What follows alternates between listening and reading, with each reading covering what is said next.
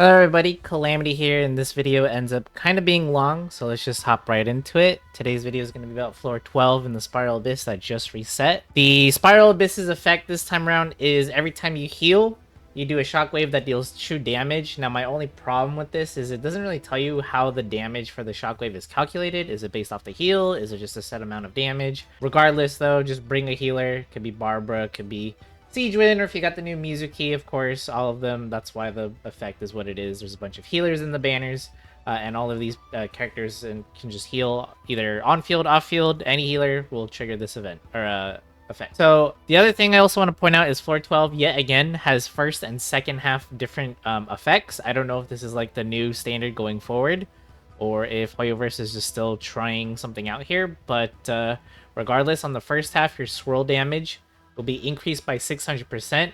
Even if this effect didn't exist and it was just like the normal floor 12, I highly recommend bringing any Animo grouping character because it's just AoE, AoE, AoE. Like, it's the king of this this half. Is just bring AoE damage and you'll have a good time.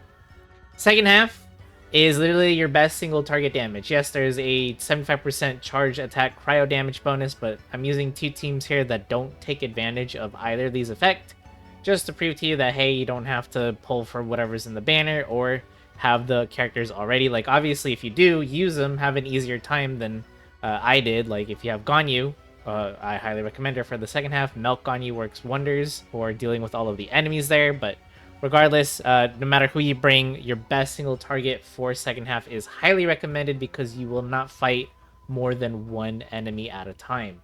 That being said, quick look at my teams here. Nilo Bloom for first half does good AoE damage. If you don't have Nilo and you want to like sort of copy what I'm doing, I would highly recommend a Burgeon team instead. You would bring like Toma or Dia to be your Burgeon trigger, and then Nikita or Denjo Traveler, and then whoever else you want there. Barbara is also here to trigger Bloom, but also to apply Hydro and to set off the Spiral Abyss effect. Second half, again, your best single target damage dealer. I wouldn't suggest Nuvolette though, or Mualani, just because the last boss in Chamber 3 is highly resistant to Hydro as well as Animo, so you're like a Wanderer main. Obviously, if you have a whaled version of either like any of those characters, then I'm sure you could just power through the huge resistances the boss has, and it's not gonna matter. But for those that are free to play friendly, low spenders, you don't have a lot of options, just pick your best one. Arlecchino being a good option here. You can also do Hu Tao as well, or Yoimiya. And with that being said, let's go ahead and hop right into Chamber 1. Chamber 1, first half, very, very easy. You're just gonna fight 3 groups of the Sumeru Desert Warriors, and it's literally the same 3 groups. So just be mindful of the one that, there's the chick with the Hydro, and then there's the guy with the Cryo. If they hit you, you'll get frozen, and you'll get stuck, and then they can do a bunch of damage to you. Really, really annoying. So just, you know, do your best to CC them. You can use Swirl, makes it a lot easier for you. But for our Bloom team, just gonna pop Bloom. That's it. That's all we do. Like right there, I got frozen, but I also had Barbara's skill active, so that also could have been a factor. Once you defeat one group, you fight another one. Oh my goodness, we're getting hit. I'll show the builds of all my characters at the end of the run as well, if you guys want to see. But let's just keep doing our thing.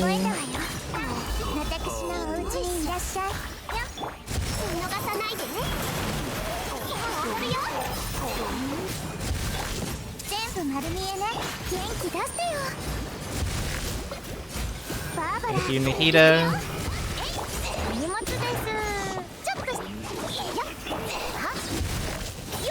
Alright, just doing our thing.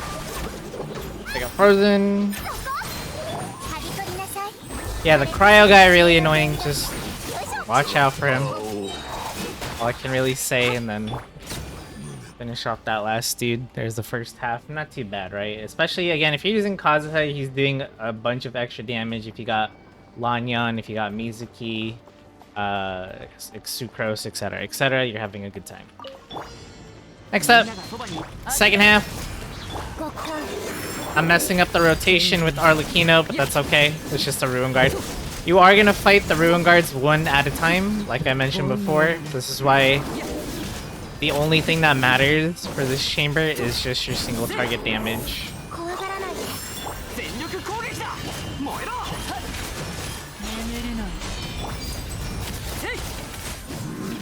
Just your single target.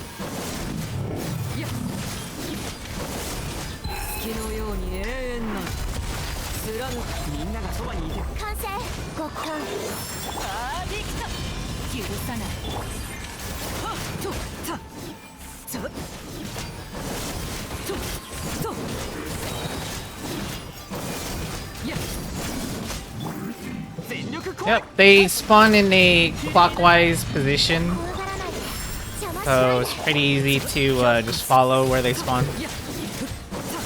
So the next one's gonna spawn right there after we're done with this one. Right there.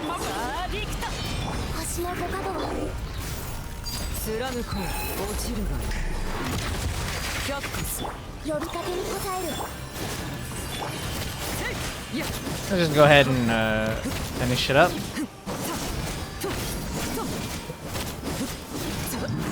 There you go. Alright.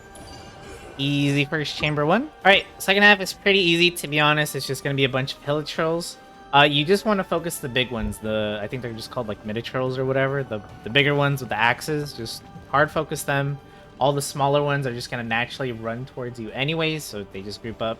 And since we're Bloom, we just want to focus all of our damage on the tankier enemies instead anyways. So, immediately.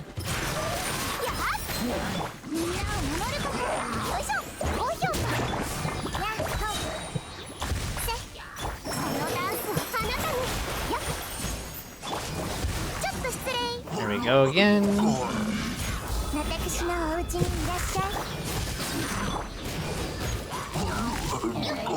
The rogues are the tankiest enemies on this chamber for first half, so let's definitely focus them. Again, you can see that the small ones are just dying, right? Don't even have to like worry about it.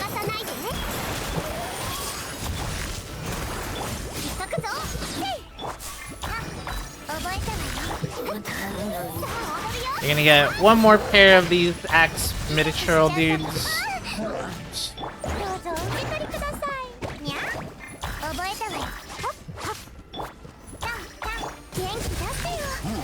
I'm messing up my rotation a little bit there, and then you'll end with these two.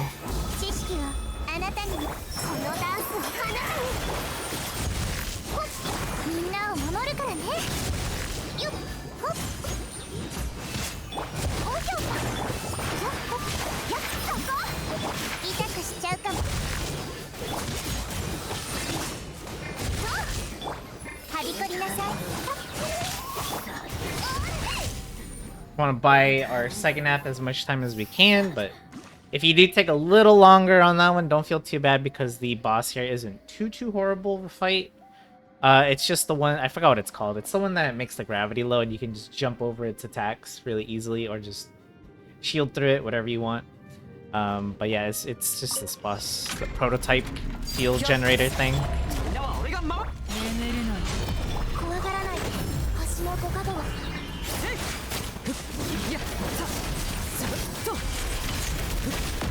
But yeah, you can kind of just jump over, right? See, when he does that, just jump over. And it's pretty free, to be honest.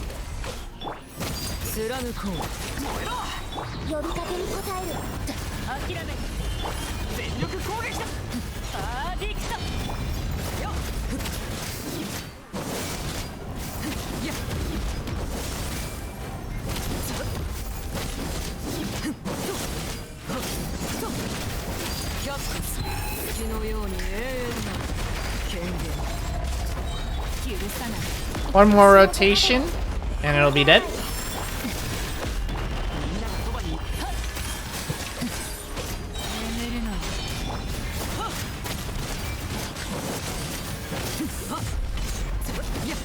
Alright, pretty easy, right? 20 seconds to spare. And we're off to the last chamber. So this one, again, the first half is just really easy, to be honest. Not much to really explain. You're gonna fight some of the bigger mech enemies from Sumeru. Again, same strategy as last time, just do your AoE damage on both of them, damage them both simultaneously, and you'll have an easy time. So we're gonna do just that. You can't really group them. They're too big to like push like the normal Ruin Guards. You kinda can, but they usually stick to you anyway, so it's not too bad.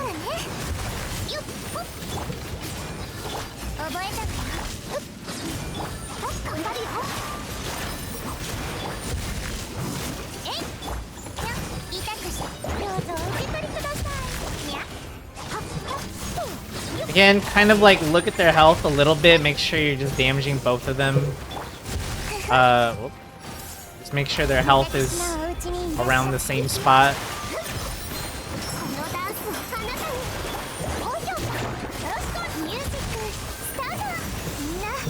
Doing so much healing that all the bloom damage we're taking does not matter.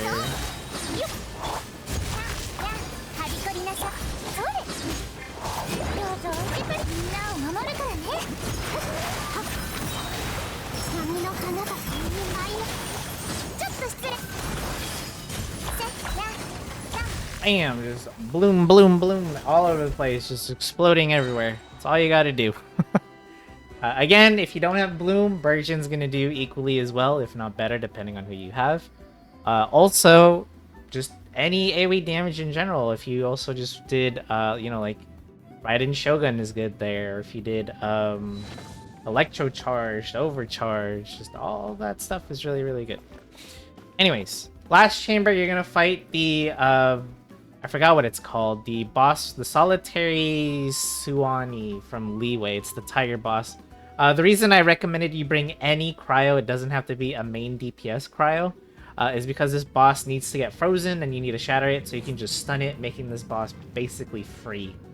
There's going to be another attack it does where 3 orbs will circle around it. All you have to do is attack it with either Pyro, Cryo, Hydro, or Electro, and you'll pop 3 bubbles, and then you'll do the same thing. You'll stun the boss again. Free damage. It's a really easy boss fight. You can ignore most of his attacks by some quick dodges or just use a shielder like I am with Layla. But let's go ahead and get started. What the heck?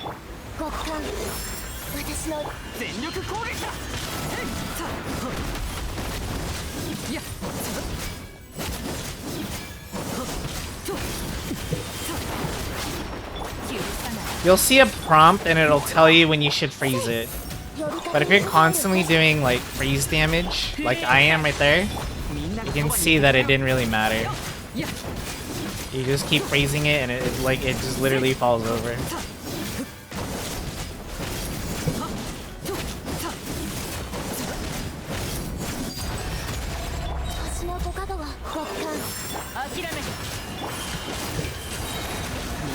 Alright, there's the orbs. Make sure you are running into them. We use Layla's shield to apply cryo to them, and then you see it stuns the boss again. Easy damage.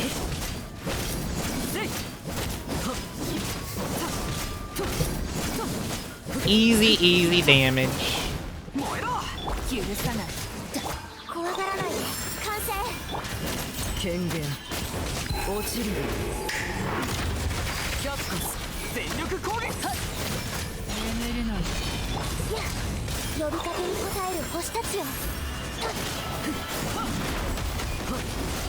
Kind of pushed me out of Bennett's ult there. That was weird. But anyways, a little close, I'll admit, but that is gonna be it. I ran out of juice on Arlecchino's attacks. There you go.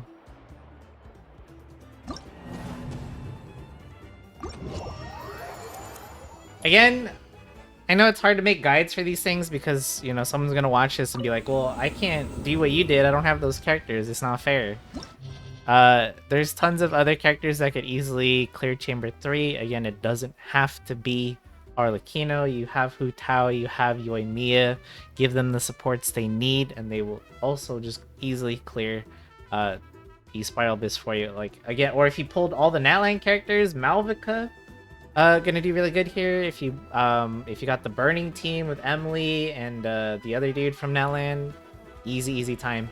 Again, the only reason I don't recommend like Nuvalet or like Animo DPS like Wander or something for this boss is because it has 70% Animo and Hydro resistance, so it's gonna be even tankier, especially at level 100 for those characters. But again, if you're a whale or whatever, then I guess it won't really matter as much. And when he's doing his attacks, that's like giving him energy and making him powered up.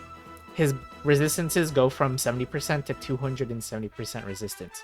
So you're barely going to tickle this thing if you don't properly have the elements to like freeze it or apply other reactions to it to stun it out of absorbing additional energy. So just keep that in mind when fighting the Solitary Suwani. But honestly, the other rest of the chambers should be easy, but if you are struggling with them, let me know and I'll do my best to help you out.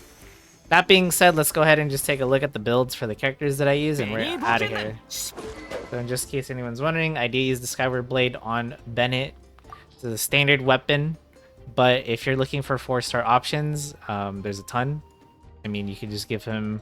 If you guys are old players, Festering Desire is never a bad option, but you can also give him like a Favonius sword. As well, that's pretty good. An Alley Flash is good. I don't think I have one though.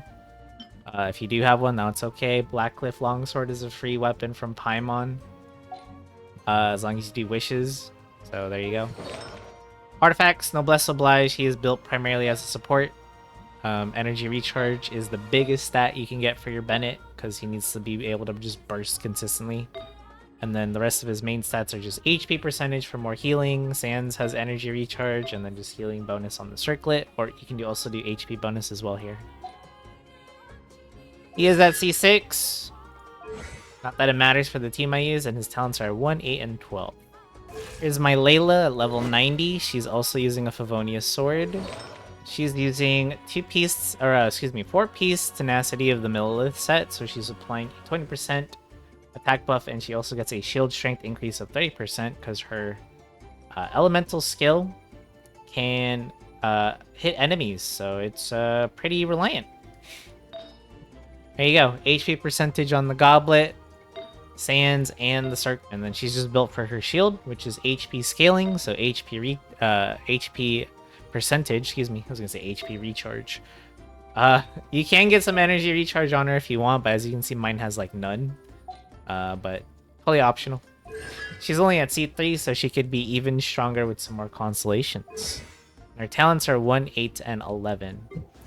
Next up is Rosaria, level 90, also using a Favonius Lance. She's using 2-piece Gladiator's Finale and 2-piece Emblem of Severed Fate. You can also do just 4-piece Emblem of Severed Fate if you want.